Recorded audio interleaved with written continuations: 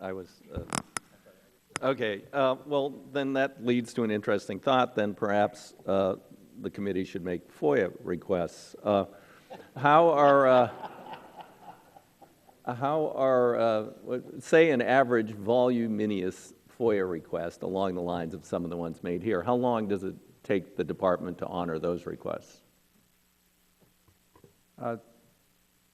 DeFazio, those are also very lengthy. That's a very lengthy process. I can't give you this precise information. I've heard groups complain that they waited more than a year. They complain incessantly that we are unresponsive to their FOIA requests. Yeah. So there is a considerable difference in the time span here.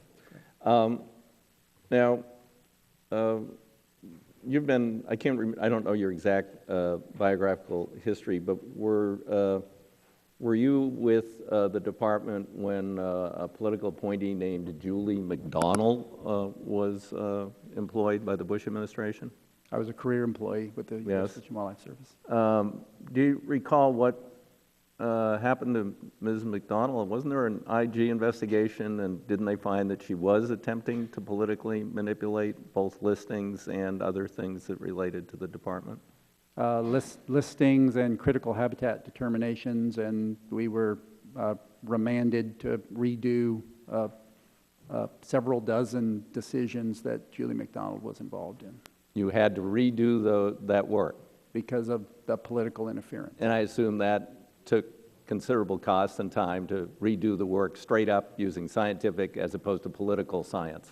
Correct. Science, political science. Okay. Substantial research. So I guess what we're dealing with here is sort of the ghost of Julie McDonald, who was a political hack in the Bush administration, who did manipulate, attempt to manipulate career employees and come up with decisions that were based in her judgment and not in the judgment of the scientists.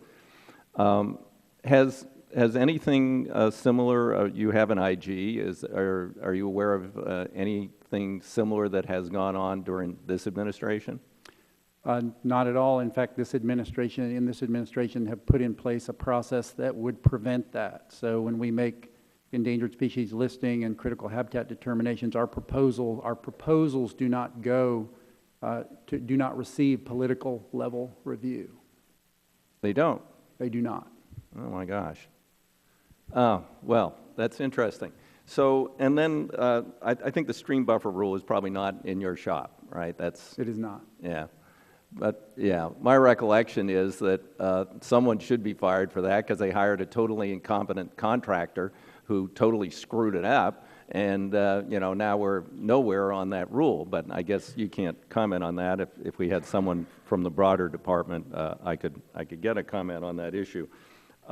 The other point you made about the $2.4 million that in terms of the largest bust of despicable people trafficking illegally in ivory and causing wanton slaughter of elephants. You said that investigation, how long did that take? I don't know the length of time. Usually those types of investigations take 18 to 24 months because they involve, you know, sensitive undercover operations, setting up, you know, commercial enterprise, developing contacts. So they usually take at least 18 to 24 months to come to fruition, and then the process of then referring to the Justice Department, getting prosecution takes even longer.